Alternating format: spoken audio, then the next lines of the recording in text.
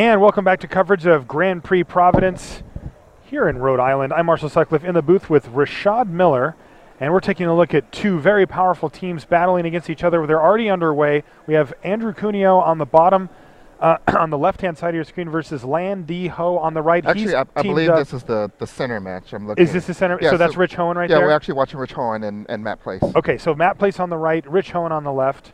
Two former Wizards of the Coast employees. Is that right? Yeah, Matt Place used to be head of R&D, I believe. I didn't know that Rich Hoen, though. No, I meant on one team. Oh, on one team, gotcha. With Zach Hill. Yeah, with ZAC Hill. He's a coverage co-worker of ours, so you guys know him from that. I'm often in the booth with Zach. See, now that's how you make a riot piker work. There's a riot piker. That's how you do this. That is one way to do it for no sure. No one is ever stepping in his way, and when they do, it's just not happening. So what we have is Rich Hoen, which is R-I-C-H, Hoen. And it's Z-A-C Hill. We'll get these done. And Rich Hoen still attacking every single turn as Riot Piker must. And it is a huge clock. He's added a bit of redundancy here. Look at the land over on Rich Hoen's side of the board. Wow, mono is he red mono so far? red? Let's see if he's got any. That would be insane. Boros or something. That right? would be just insane if he's just straight up mono red. I mean, how many Riot Pikers and madcap skills do you need in order to make that one work? Yeah. 2 or 3? Yes. I think I see a Boros card, actually. I think there might be something Boros and Rich Hoen's hand. Well, all that matters right now is the Riot Piker with madcap skills. First strike means that even a double block from Matt Place just isn't going to get him that far. I mean, a double block is just a chump. It's a chump block. It's a double chump block. So Matt Place is staring at a Fatal Fumes in his hand. Ooh. He's just wondering how to get. I mean, the value is just kill the Riot Piker. That's right. That's what he's going to do. The question is, does he want to get a little greedy perhaps and wait? It's probably better just to do it right now. Yeah, there's really nothing to wait on. Only thing you're doing is giving the opportunity for Blood Rush. Yeah, some Blood Rush card to just blow you out. Yeah, I mean, or there's for a Rich chance. Hoen to draw a second color. Yeah. All right, so he does go ahead and take care of that right now and attacks with the Death Cult Rogue. So There's 2-for-1. There's a Sky Knight in. A Sky Knight. Yep, and he's going to first ping in with the Lobber Crew, then play Sky Knight Legionnaire. That untaps the Lobber Crew and hits you for 2.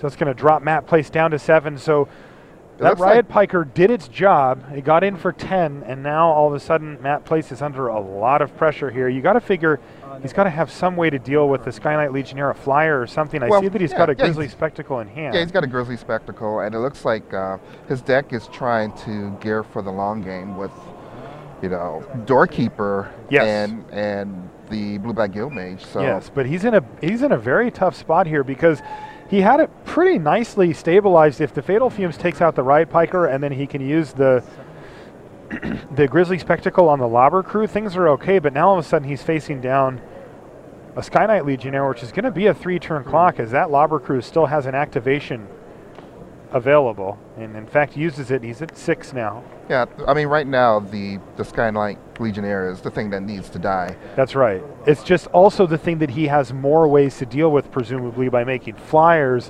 where that Lobber Crew is going to take another actual removal spell here to kill. It's a tough spot for Matt Place, but he does what he must, and he kills it. Rich Hoen just showing off all of the... Frontline medic off the top. That's awful. Decent. Looks like a pilfered plans here for Matt Place. It's going to draw him 2 cards. Matt has plenty, I'm going to say he has plenty of time, but 5 turns is a lot of turns to deal with the Lobber Crew and take control of the game against a Boros opponent with only 1 card in their hand. That's true. Now he draws a Tavern Swindler and a land. And if he's lucky enough, maybe Tavern Swindler is the answer. Hey, I've seen people swindle something fierce. They're at 20 and people will start swindling.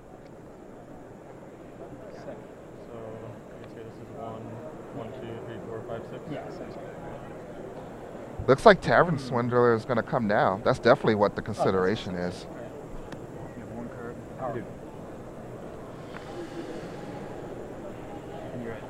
This will evolve. Matt's being real thorough. Sure, I'll come in I mean, there's nothing tricky that's over in Rich Hoen's hands. He's just got one card and Yeah, he's just got one two card. lands up, so. Everything's on the board, so I guess he's just trying to count out how many turns he has, whether or not he can play a tap land. Sure. How many times he can actually swindle or needs to swindle.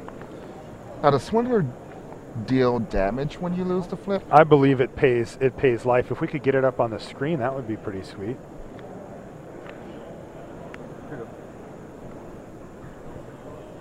Tavern Swindler. Yeah, I think it's just paying life. It's pay 3 life. Yeah, and so you're just paying it. It's not really the situation you want to be in. No. You don't want to go down to 2 No. in hopes. No, of going I up think to- you have a better chance if you're in Demir colors. There's a lot of removal spells floating around that can take care of a Lobber Crew. But also, Demir if your Charm. opponent's in Burrow's colors, there's a lot of damage that could just come out of nowhere. Absolutely. Right now, Matt's in a pretty stable place as the board itself currently sits. His frontline medic really doesn't have anywhere to go. Okay, another Death Cult Rogue is also going to play a Duskmantle Guild Mage. He's mounting a reasonable offensive here, but the clock is ticking. I mean, it's only one. It's a 4-turn clock on one side, and now if you look at the clock on the other side, it's 3 turns. It's 3 turns. Now, obviously, Hoen's clock can change at a blink of an eye with any multicolor spell, but this is still a route to victory for Matt Place. He can also Desperation Swindle, but this is his last chance to do it. Otherwise, he's gonna. Ooh, not quite though. Well, no, Devour Flesh. Oh, he can do it on Yeah, himself. he could Devour Flesh himself. That Doorkeeper isn't doing a lot. Yeah, right you're now. absolutely right. And also, we'll take a look here. Duskmantle Guildmage, that can be activated as well, and that represents even more damage coming through. It can make this a 2-turn clock if Matt Place wants it to.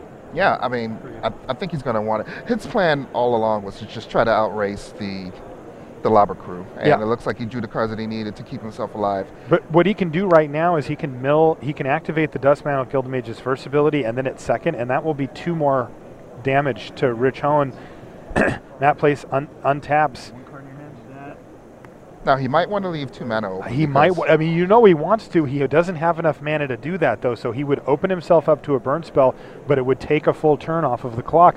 It's a tough decision that Matt Place has to make here. I don't know. I feel like just gaining a 4 life and ensuring 4 more turns is a lot safer than to just try to deal this extra damage really fast. 2 more extra damage. It's 2 damage versus 4 life. Yeah. And when you're the control deck, I think you really want to, unless it's for the win. Yeah. You just want that life. But it's also interesting because if Rich has anything, if he's got Turn and Burn, if he's got Annihilating Fire, he can just respond and just kill Matt Place. So it's kind of like, what is he playing around at this point? That Lobber Crew's not going to kill him on its own. He would need 2 multicolored spells to do it this turn, because he can get him to 2 and then get him to 1. So maybe he just shuts the door and just denies Rich Hoen a draw step here. And by activating the Guild Mage, it does leave him open, though. This is a very tight spot for Matt Place. Let's see what decision he comes to here. Yeah, I think, and we're still in Rich's end turn. Yes, end step. That's end right. step. Mm-hmm. End of turn. He really wishes he can do all 3 things. Man, if he had that 1 extra mana, he could just keep up the thing, and that way, if Rich Hoen springs his trap and goes for the win, he can do it. Let's see what he decides. I think he's gonna go for the damage. I guess he figures he's doing it. Yeah, because he's not playing around anything at this point anyway, right? So here's 2, and he can just, especially if he draws a land, he can have insurance there too. But he's gonna kill him next turn. Yeah, this is it. Yeah. This will be it. This card doesn't even matter. That's a Balustrade Spy. I mean, a little extra damage, but not necessary. That's right. I mean, he can play that instead of activate the thing and he gets it. Although if he mills 1 land, he would be pretty, so he can't actually do that. But He says, I'm going to end my turn, and on your upkeep, I'm going to activate my Dustmantle Guild Mage, and then I'm going to activate the other ability on my Dustmantle Guild Mage. I believe this still is a Lobber Crew activation at the end of turn, though. And then in response... That's it. He doesn't let him have that draw step, and he just goes. Matt Place decides he's going to slam the door on Rich Hoen, says, look, if you've got a burn spell, I'm dead anyway, so we're just doing it. All right, so it looks like the Eugene Harvey and Zach Hill matches. All right, let's take a look at this one. So Zach Hill on the right-hand side of your screen, you guys know him from the booth. He's kind of my he's my partner in the booth most of the time at the Pro Tour. I've done a little bit of partnering with in the booth. But Eugene Harvey, if you're a long time Pro Tour Magic fan, that name will be familiar to you. I believe he was part of the CMU upstarts at the time. Okay. You know, that's some old school stuff. Yeah, buddy. it was really old school. Yep. And it looks like Eugene Harvey has won the first game. Was that the game one handshake from Zach The Hill? awkward game one handshake. We're gonna have a talk with Zach we Hill might about have to sit him down. Is that his thing? I don't know. I've never played against him ever since I've been playing, he's been in R&D. Like he went in R&D like right when I started playing, basically.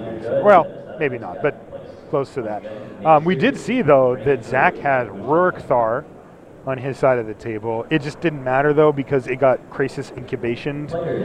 I mean, it still deals that six damage. Yeah, six damage. And it dealt 6 damage because of that incubation too.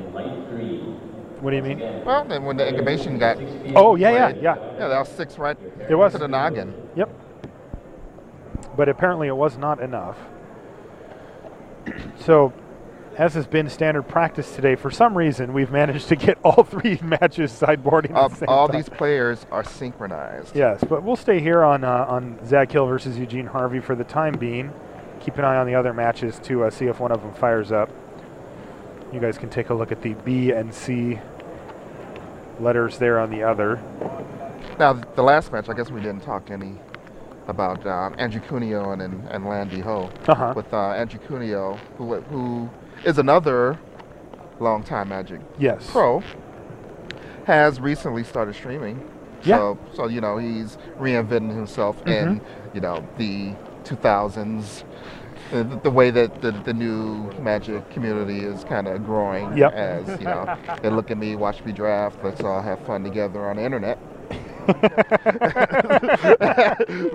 Yes. That is how we do it. Yes. And Landy Ho, not exactly, you know, a Pro Tour staple back in the day because he's also. We got a lot of old school players here. Yeah, these are a lot of old school players. A lot of the old school East Coast players out, you know, we're in the northeast part of the country here, and a lot of them have made the trip up to Providence to play. Even a Canadian, as you can see. Rich Hoen's from yes. Canada. But Landy Ho was he was involved in a film that was going to be made about, you know, a documentary about Magic. Didn't really. It didn't come to fruition. Yeah, it did not come to fruition. But, you know, he's just. But that's cool. He's super hipster, and a funny story. Got a funny story. I mean, I've seen his pants. I can see it. The skinniest. The skinniest, and they're paisley. Well, you know, you have to. You got to stay one ahead of, you gotta stay one your ahead. hipster neighbors. That's fair. So, I checked into my hotel room last night. You know, we drafted till 1 a.m. Obviously. Yes, we did. Yeah, but actually, I checked in before that draft happened. And so I go to the room and we're staying at the Omni. And, you know, the Omni has those little welcome envelopes that they put in your room, and, you know, they figure out who's going to be in the room and they print it out and they leave it there. So I get to my room and I see the envelope, and the name on it is Lan Ho. Okay, that's not you. I know that's not me. So now I'm wondering, why is Lan Ho's envelope in my room? So I took a picture of it. I put it on Twitter. I tweeted this, and you know, he's very smug with his remarks, and you know, you know, it's like, yeah. the mystery unfolds. is what I get. I get That's a lot. what he said? Yeah, I get a lot of 2-word tweets from people. Scott Larrabee gets in on it, and then he comes up to me. It's like, so where's my envelope? This is today. Uh-huh. I'm like, I didn't bring your envelope. So, but I guess it wasn't as funny as it could have been. That was it? Yeah, that's kind of it. I like that story. I mean, it's still unfolding. I mean, it's still going, right? It's still going because I still have the envelope. What's in the envelope? I haven't opened it yet. I want to know what's in Maybe there I now. need to. It's probably just, a birthday card from his grandmother with $5. No, it was not. It was from the hotel, Well, and you know that. If it is, I'm taking the $5. I think you deserve it. Looks like we have some magic going on. All right, Rich Hoen again, and with another, well, fairly aggressive start. I mean, it looks like he didn't have anything until turn 3, but still, his turn 3 play has haste and flying, so that's nice. That's gonna be at least 6 damage. Yeah. At And least 6 damage. there it is, a Death Cult Rogue, woefully slow versus a hasty flyer. Oh, geez, Firemain Avenger for Rich Hoen after that. Matt Place, do you remember Lightning Helix? he probably remembers. He probably has Maybe something he designed it or yeah, something. he probably Yeah. has something to do with it. He's like, oh, I never should have done that, because he's going to start getting helixed pretty soon if Rich can add another creature to the board. Yeah, it takes battalion, so not just yet. And Blue-Black has plenty of ways of keeping that third creature off the That's battlefield. very true, especially with the addition of that Transguild Promenade. Now he has opening to cast just anything in his deck. A lot of land over in Matt Place's hand. There's that Fatal Fumes again. Yeah, he's going to need to use that, but this is just... Fatal Fumes is a weird, kind of a clunky removal spell. It costs 4 and it kills... Sometimes not enough. Yeah, sometimes it needs help to kill the things that you really want to kill with That's a 4 right. mana removal spell. Yeah. But against the Burrows deck, it's just an overpriced removal spell on That's right. just about anything that they have. That's true, yeah. And I mean, in this case, he's going to use it to take out that Sky Knight Legionnaire at some point. Matt Place hasn't shown us flyers. That's one thing that seems to be missing. He's got a Toil and Trouble in his hand. If he does get himself into a racing situation, that can be a pretty backbreaking end game. But right now, it doesn't look like that's the case. And there it is. Wow. Viashino right away. First Blade, trigger on the stack.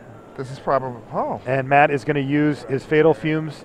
This is an interesting decision. He can prevent 4 damage here. That probably says a lot about his deck, that he just doesn't have any ways to interact with the flyer other than using removal spells on it. Yeah, you're right. And there's a Bellows Lizard as well as a follow-up play, which, it doesn't look like much, but it's really good here because, darn it, it's a third one creature. Trigger of a battalion off that Firemain Avenger, and it's really hard to come back. Second Fatal Fumes over from Fatal that. Fumes. So it looks like, Fatal Fumes, just got him off. It's Fatal Fumes versus Haste creatures here in the feature match area. And let's see if Rich has an... Oh, man. And now he also has the frontline medic in his hand, too. So even if Rich... Yeah, he just went right to attacks. Even if Rich keeps casting creatures, Matt Place is keeping him off balance, but... Well, Matt's out of removal right now. The only thing he has now is a Toil and Trouble, which really isn't a... That's not a card that's going to keep you in a game. It actually is going to take him right out of the game if he casts it here. Yeah. He must have some outs, though, as he is going to go ahead and cast it. I think he's just going to use it as a divination to draw 2 cards. Yeah, but it hurts you, too. Yeah, you got to do what you got to do. He drew into a Devour Flesh, so... Did he? He did draw into a Devour Flesh. Not really good on either side of the board. No, Rich Hoen has Seal of Devour Flesh in the form of a Bellows Lizard here. Is that his other ability? Yeah. You gain protection from Edict. Devour Flesh. Nice, far and away.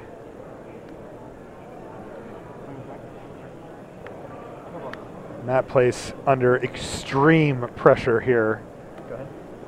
Fireman Avenger is another, it's a flyer, so we already saw the way that Fatal Fumes, instead of saving 4 life, went for the evasive creature, this Fireman Angel. Even if it didn't trigger Battalion, it's probably more than enough to just take Matt Place out. Yep. And Matt is in a very bad position here. He does use the Devour Flesh. It's going to prompt double attacks, and it looks like a chump block for Matt Place here. Yeah, this is... Keep himself alive for a turn. Yeah, this is definitely just keeping himself alive. I don't know if he actually has anything that he could draw to win this game. It didn't matter anyway. Massive raid to the face finishes off Matt Place and equalizes this match at 1 game apiece. Yeah, it looks like that It's 1-1. We're gonna get that updated. Looks like Yeah. 2-0 was a mistake. Okay, so let's take a look at what Eugene Harvey has versus Zach Hill. Zach's got a Rakdos Cackler, maybe the most Zach Hill card I can think of off the top of my head. And he's also got a Lobber Crew, which he just used, and then cast another very Zachy. This is a deck that Zach's going to be I think loving. he just looked at the card pool and picked out all the cards that he had the most to do with. I made this one. I made that one. I like these the most. Yeah. These are supposed to be in one deck. Yeah. Gore Clan Rampager. I think Zach would agree. Not a particularly fair Magic card. It just does. Yeah, I mean, you destroyed me with that card last night on 2 different occasions. Yeah. I mean, probably the worst thing I did with that card was play it as a 4/4. Yeah, that was fine with that. Yeah. It was the times when you pumped your life linking, trampoline, blah blah blah. But I mean, we got some good creatures over on Eugene Harvey's Absolutely, one of my favorites in the set, a Cloudfin Raptor, and looks like it came down fairly early, probably turn 2, and then a Croconura, really one of the most solid 3-drops in the deck. And let's see if Eugene has a follow-up play to maybe evolve both of these creatures. Doesn't need much. Anything with 2 power above will do it. If you have anything like, I don't know how good Croconura is now that a lot of the creature, like you get into creature stalls a lot, and the ability to break that stall isn't going to happen through a Croconura. No, but he's part of the way that those stalls get started. Yeah. All right, Battering Crisis for Eugene Harvey. That's going to get Cloudfin Raptor up to a 2/3. And it's going to make a proper giant spider there out of that Croconura. Yeah, and Cloudfin Raptor is a card that just got so much better. Oh, it's so sweet. I mean, every creature that you put on the board so that you stay at creature parity with your opponent ends up evolving this guy. And eventually, if 2/3 wasn't enough, 3/4 is going to be enough, or 4/5 is going to be enough. Yeah, and it got some nice new tricks too. Stuff like Murmuring Phantasm, can get that critical last evolve on a bunch of your guys and keep you alive long enough to do it. He did attack with the Cloudfin Raptor. Zach pinged him, and Zach is just unabashedly going to jam both of his creatures into the red zone here. Right now, there aren't a lot of good blocks for Eugene Harvey. Well, I mean, he could just put the Croconura on the... Yeah, I mean, that's I mean, obviously, Zach's representing 100 different tricks here with his mana. But I mean, what else is a Rakdos Cackler going to do? Yeah, it can't block other than threaten a trick and, Yeah, and the question is, Eugene has to say, is that what Zach's thinking? Just what else is it going to do? You're not going to block? Or does he just need to go for the block here, draw out the trick, and live with it? A lot of it's going to depend on what Eugene Harvey has in his hand. Right. Can he get that Croconura to 3/5? Because that's pretty insane. So he's going to block. He does block. And there's a red mana. That could be a lot of things. It's going to be a Rubble Belt Maka. Eugene Harvey's tapped out. He can't do anything about it, so he trades 1 mana and a Rubble Belt Maka for an evolved Croconura. That's a pretty happy trade for Zach Hill. And by the way, take 4 damage. Yeah, we forgot about the Gore Clan Rampager. It was just over on the side. Never forget about that guy. You just take him for granted how much damage that guy gets in the course of a game. I mean, it's basically a rare quality card at uncommon. If that card was a rare, I don't think I'd blink. I'd be like, oh yeah, sure. Yeah, it seems about right. Yeah. Zach didn't have a follow-up play though. He's got 2 cards in hand. You see him. He's thinking. He could have a handful of tricks. I don't know that he could have a 5-drop that he just can't play because he uses that on a trip. You would think he would prefer to just attack with the Gore Clan Rampager and play the 5-drop, probably. Yeah. But he's thinking long and hard about this. Yeah, he really needed to get that Croconura out of the way because with 1 more evolve, it could now block the Gore Clan Rampager and neutralize that threat. And that's really the biggest, most important thing on the board right now on Zach's side specifically. That was an interesting little peek underneath the die. Well, he was looking at the, he said, fish, beast, bird mutant, huh? And by the way, the crocodile frog just hit the bins. Now, right now it's Eugene's turn. He's the one who's in the tank. He is. Hiding his cards from us very successfully. He is indeed. I don't even know that he has cards. I refuse to believe I see him flicking something. There's a mountain. Uh-oh. Players in the 4 p.m. 4 mana. 4 mana for a Crown Ceratok here. Wow. That's a great card here, too. It can trade for the Rampager if he wants. It can block. And it involves both creatures, and I'm wondering, you know, Eugene seems to be looking at the opportunity here that he might have to start turning the tables a bit on Zach. He's got to be careful. Zach still has a pretty formidable board here. Yeah, he's just going to pass a turn back, and you see Zach make no mistake about what he's targeting with the lobber crew there. Right now, actually it doesn't target. Oh, you're right. Each opponent loses or Right, takes some damage or you whatever. just kind of do it and it happens. Oh, wow. I think that Zach, in his hand, has a Hellhole Flailer. No black mana to cast it currently, but that can be a part of a finishing play, right? He can play it. It gets an extra activation on the lobber crew. And then next turn, he can sack it and kill him. Yeah, I mean, and if it actually happens in a couple of turns where, you know, he needs to find a black mana, he could do that all in one turn. Just That's play right. it and activate it. He's going to send in with the Gore Clan Rampager. That's going to prompt a block by Crown Ceratok. And let's see if Zach has a play that he wants to make here. It looks I didn't like see anything thinking. in his hand.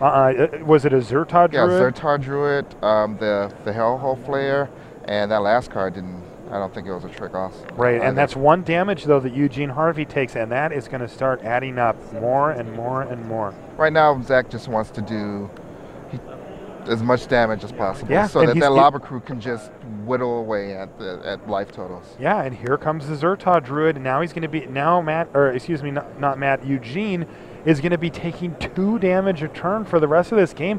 It's a 3-turn clock. 2 to 3 damage yeah, a turn. like, because he's going to ping him now, put him to 6, untap for untap to untap dead, and that's with no help on the lobber crew at all. Right, 2 spells in that sequence, and that's Now- 1 turn. Yeah. Now we've got Zach sitting at 17 life, and not under a ton of pressure, but under some. I mean, Eugene can start getting in there if he wants with the Cloudfin Raptor at least. It looks like he's lining up a Beetle Form Mage here. And if he can find one more way to evolve his His Raptor? No. Or the Battering Krasis. The Battering Krasis. Uh-huh. Oh, here's a give and take. Wow. Oh, wow, give and take on the Cloudfin Raptor. We hear Zach say going big. Yeah. I mean, it's 6 damage. And here's 6 coming right at you, Zach Hill. No blocks for you to make, and a Beetle Form Mage to follow up. That represents 10 damage on the next attack. This is almost, and if you can get 1 more damage somehow, it's not easy to get 1 damage out of 1 card. Yeah. And especially with all of your evolved creatures already being so big. But that can be, you know, a attack for 11 on the next turn. I think that Zach drew a Tenement Crasher. He doesn't have 6 land. He does. Yeah. Zertod Druid gives him 6. And right 6 now that mana. Beetle Form Mage is not in a position where it can be pumped. So if it was a Tenement Crasher, he can get Eugene down to 5, and that with the thing. Okay, it must not have been. Maybe it wasn't. It must not have been. I must have just seen it wrong. Or maybe it is. You'd think that if the plan was just to deal damage as fast as possible. Right now, none of these creatures are the Zertod Druid and the Cackler. They're not going to block. No. They're not going to block. They can't block any of the creatures that Eugene Harvey has. No. So if there is a Tenement Crasher, playing it and attacking with all of your creatures, right? Because it's exactly lethal. The same thing as just waiting and doing nothing. Yes. And there's going to be a trade-off here, as Eugene Harvey's super caught. All right, so it was multicolor spell. It was something else. Yeah. So let's see what it was from Zach Hill here. It's 6. Take a damage. Go to 4. What was it? Was it Rurikthar? It's Rurikthar, the Unbowed at Untaps Lobber Crew. It has reach. It's a 6/6. The Cloudfront Raptor is a 6/7, but it can block. Yeah, it's going to block the Beetle Form Mage. Yeah. You take 6 from the Raptor. You don't care about that guy anymore. No problem at all. And also, this means that Eugene just has really no way to get out of this. He has to get rid of Rurikthar to win this game. Rurikthar is going to be attacking him next turn as well.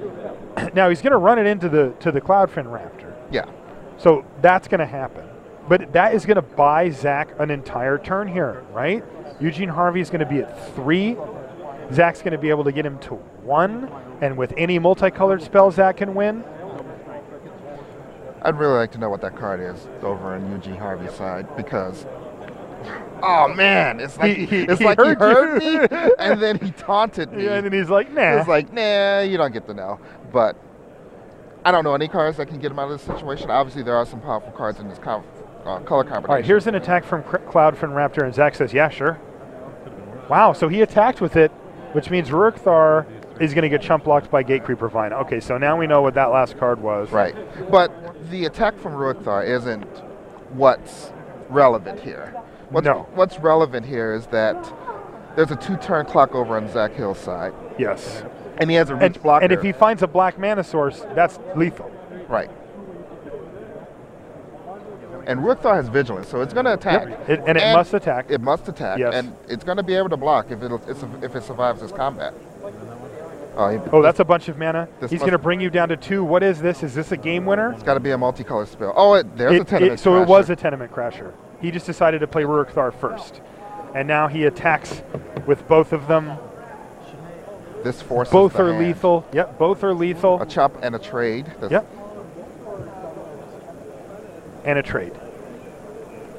Yeah, Eugene Harvey can't win this game unless he has a creature spell that can get rid of He needs Ruikthar. a Void Wielder. Yeah, he needs a Void Wielder off the top here. And it doesn't look like he's found it. I feel like he didn't even look at that card. He looked at it. Did he? He did. Oh. We didn't get to see it, I though. want to know. It looked like another, maybe a Beetle Form Mage or something. Yeah, it looked like some creature that could have been a Krasis Incubation. It was all for naught. As we have all game 3s here in round 8. I think this is the first time this has happened. Yeah, this is. Look at all those ones up there. 1 game apiece for all the competitors in our feature match area. We're back on our main middle table. Rich Hoen versus Matt Place. Ember Beast, probably a card both of these players are already familiar with. Indeed. It's a reprint, right? It's a reprint from Odyssey. Going old school. I'm just happy that I knew that it was a reprint. I think I told you that a long time ago. I think you did too. Yeah. Ooh, Warp Physique. Yeah, Warp Physique. That's really good against the Boros aggressive decks. You don't need a lot of cards in your hand in order for it to be very effective. Even if he casts it now, it's still going to be 4. You know, so this is always an interesting position. When you have a removal spell, your opponent has a creature and an Ember Beast. Yeah. You know, you get a little greedy, take out the lesser creature, and make sure that, and then if you can keep them off balance. That's really greedy to do against Boros because there's so many ways Boros can just attack you from nowhere. Yep. It's true. So let's see what Matt Place decides to do. I think you just have to take out the Ember Beast.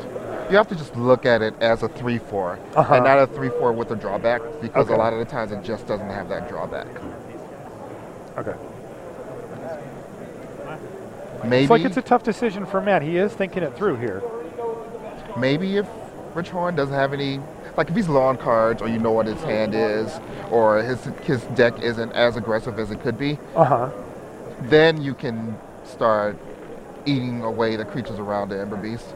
But it looks like Matt Place has got to hope that there's just no haste coming back from yeah, he did decide to make that play, but he also played a land this turn, so it looks like that Ember Beast is going to be around for a while. That Warp Physique is going to take some work. Even with his draw step next turn, Matt's not going to be able to kill the Ember Beast now. Yeah, I guess the plan is to just kill all non-Ember Beast creatures right now. Yeah. But that's a lot to ask for. It is. Especially from any deck. Usually you're only running, 3 to 5 removal spells if your deck is really good, which they can be in this team format. Well, Matt does have 2 more removal spells in his hand. He's got a Warp Physique and a Profit Loss, so if it's like, hey, what were you just talking about, Rashad? I was just talking about how Boros can do this. Yes, they can do exactly this. Now the Warp Physique can only kill the Sky Knight Legionnaire. But, that's fine. That's fine. Ember Beast is still just a creature on the ground that can be blocked. It only has 3 power, so. And nobody's saying that Rich has another haste or even just another creature in his hand. Sometimes they just ran out of gas. Yeah, and there's a 0/5 in Matt Place's hand. There we go. He gets to leave up Warp Physique now. I think he's got Skyline Predator too, which he can, if he can find 1 more mana source, he can use to just eat that Sky Knight Legionnaire. Maybe it's a little greedy, but oh man, it sure would be nice to get something with it. Do you think that he still just Warp Physiques the Skylight Legionnaire and just hopes to get something else with the Sky Knight? I feel like that was his plan, and I think he's too far along to just switch plans right now. Okay. Obviously, he can do that, but if I were him, I would stick with the plan, which was kill the non-Ember Beast creatures. Yeah, I like that plan too. Plus, I mean, he's going to get something with that Skyline Predator, right? Like, even if he uses the Warp Physique now, at worst, it's going to be able to block, even if it's not, you know. Yeah, I mean, it blocks the Ember Beast. Yeah. It blocks the Ember Beast. So does the Murmuring Phantasm. Like, he's got the Ember Beast has gone down in importance significantly since we started watching. Yeah. Fair enough. Oh wow, I see a Madcap skills over there. I do see that. Is he going to go for it? He's going to get blown out. Yeah, this is not the worst possible blowout, but this is pretty bad for Rich Hoen, as it's not going to be able to attack with his Ember Beast at all now. Or maybe he will. Oh, wow. He's going to use Martial Glory to give it +3/+3. That means that this turn is going to be huge. Is this actually lethal? Probably. Warp Physique is +2/-2. Yes, it's so 1, 2, 3, 4, 5, 6, 7, 8, 9, 10, 11, 12. This is 13 damage. Yeah, and no blocks available. Rich Hoen wins it thanks to Martial Glory. Now, that's the first match win for his team. Wow, what a sick turnaround. We weren't even considering the blow out your Warp Physique with my pump skill. No. Spell blowout, but you know that's like classic mono green versus mono red. You don't want to bolt your opponent's creatures on their turn when they're attacking. You don't want to get giant growth out or whatever. Yeah, you just kill them. If your plan is to kill the creature, you just kill it. Yep, it's true. I mean, certainly we can see some reasoning for holding it. I mean, with Madcap skills and that type of card in the deck, you want to get some value. You want to get that extra 2-for-1 out of there. I hadn't seen the +3/+0, but maybe it is just wrong. Could be greedy though. That's what I was hoping for. You have the +3/+0. All right, so here's Landiho versus Andrew Cuneo. Maybe it is just wrong. There aren't that many. And they are both starting off in Cuneo fashion. Some blue, some white. Blue and some white. Some blue, some white. Not a lot of anything going on. And Lan has a pretty miserable turn 3 play with the Raptor. It's not that it'll be a dead card forever. It will get better, but it's just not when you really want to cast it. And speaking of miserable turn 3 plays, here's a clue stone for Andrew Cuneo. But honestly, on this board state, you got to be pretty happy with that. He's got all his mana, he's accelerating, and he's under just no pressure. Yeah, the most he's going to take is 1 from this Cloudfin Raptor, which he's going to take. But who cares about 1 damage? Yeah, that doesn't matter. Andrew Cuneo, known for his control. Cuneo can actually develop his mana more if he has. I mean, if he has more clue stones, he can do that. Wow, Scion of Vidu-Ghazi, boom, what? 2 birds. Really? Must be. We got bombs over here? Yeah, turn 4 bombs as well. All right, well, Landiho's he's also got a bomb in his hand, maybe not quite of the level that Scion of Vidu-Ghazi is, but he's got a frontline medic that can help facilitate some attacks with his bigger creatures. He can also just send in the Cloudfin Raptor this turn after he plays it. That's probably going to be what's going to happen. Now the Scion populates every turn. Can we get the Scion? Can we get Scion up on the screen? No, it just populates when it enters the battlefield. It just populates. It makes a bird and then populates. If you played it from your hand. Yes. I was trying to remember what it actually did. That's right. You have to play it from your hand to get that effect. They don't want you to abuse it too badly. Okay, well, there it is. And just the Cloudfin Raptor is going to attack in there. And Landiho's in a pretty reasonable position here. I mean, this game is still early. No one's actually winning right now. No. There's a lot of time, and this is where, I mean... Zach Hill wins his match. Oh, wow. So this is all the marbles. So this is it. This is the one that decides who's going to win this feature match here in round 8 from Providence. Zach Hill victorious over Eugene Harvey with his Jund-colored deck. Andrew has a fistful of cards. He has so much going on. He has, is that Agoraphobia? He's got Agoraphobia. Dispel. He's got a Dispel. I think he's got a Hussar Patrol. Hussar Patrol. He did indeed. He's got a lot of options here.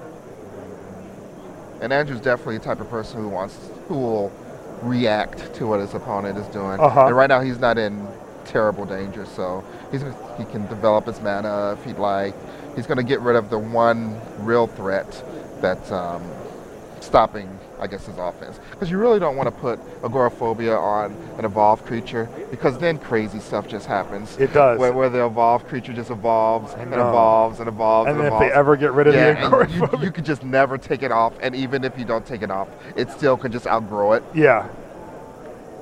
I've seen that happen a few times. I almost want to put Agoraphobia on my own evolved. Yeah, just to get it huge and then take it off and attack them.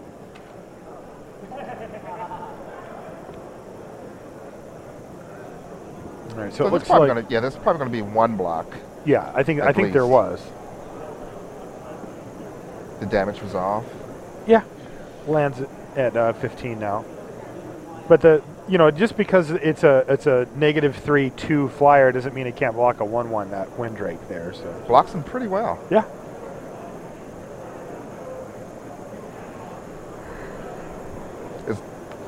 Land has a Vengeance Arrows in his hand, but he's just gonna play. A Sapphire Drake, it looks like. Yeah, that's gonna evolve his Cloudfin Raptor. It's also going to give his Cloudfin Raptor More double flying. flying. Yeah, he has more flying. He just went from 10,000 to 35,000 feet cruising altitude, and he's going to attack with his 3/3 and his 3/4 flying. Yeah, Hussar Patrol jumped down in front of the frontline medic. Now, it's important to note here that Land can attack with his Windrake if he wants to trigger the frontline medic at some point. It's not that it can't attack, it will still trigger Battalion. So he does have that option down the line if he deems it necessary. I mean, there really isn't a lot of power going on over on Andrew Cuneo's side. There's a 4/4, so that's one 4/4 thing. is a good thing. Yeah, so if he does want to attack with the frontline medic, then the other two flyers, which we're already going to attack, would be attacking with it. But chances are he may not want to attack with it anyway. Yeah. Except that now there isn't a 4/4 to hold it back. Here's more mana for Andrew Cuneo in the form of an Orzhov Cluestone and his own Windrake to follow up. He's only got a couple of cards left, but you do see that he has deftly left up that blue mana so he can have Dispel at the ready for any brutal swings. Which spell? Dispel. Oh. Sorry. Sigh. Audible you're sigh. You're so easy. That's why I like you. All right, so let's see what Landiho can come up with here. He's If looking at Land attack. wants to play defense, he can definitely play defense. There can be a board stall with the creatures that are on the table right now. But it looks like he wants to race. He has a Cloudfin Raptor that wants to get damage in instead of staying back on defense. Ooh, red. Oh, that's interesting. That could mean a whole lot of different things in a deck like this. Clearly just a splash, or at least most likely just as a little splash. There's a lot of powerful cards he can have. Now, a popular strategy in a lot of the previous team events, team sealed events, was if you were playing like the blue-white, if there was a blue-white control deck that was viable in that format, you would splash like a color, like red, so that when you got into blue-white mirrors, you had a mirror breaker, quote unquote, like something that a blue-white deck couldn't deal with, that would just win the game for you in these board stalls. So that could be something that we could be looking out for from Landiho. Yeah. All right, and, so and a group and a collection of old school deck builders over here. Wow, here's a big spell. Wow. Teysa, Envoy of Ghosts. 4/4 protection from creatures. When damage is dealt to you by a creature, that creature dies, and you get a 1/1 token. Yeah, it's a 1/1 flying spirit token, and the creature's gone forever. So is it exiled? Is it actually exiled? No, it just dies. But what I mean is, like, you have to now measure how much damage you can do in creature-sized chunks, and you have to keep getting more creatures to do it.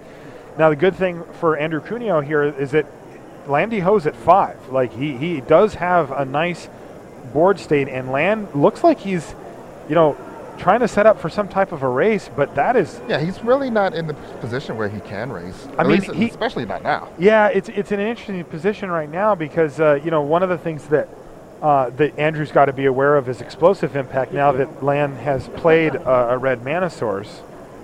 And he can play around it. I mean, he can block the 4/4 with his bird token, take 3 damage. I feel like even if Raptor dies. If he just waits the board position right now, it's not going anywhere. And it looks like the power level in Andrew Cuneo's deck might be a little bit better than what Landiho has gone on. I mean, he has powered out some pretty sick threats, and remember, Andrew Cuneo feels pretty comfortable sitting there on that Dispel.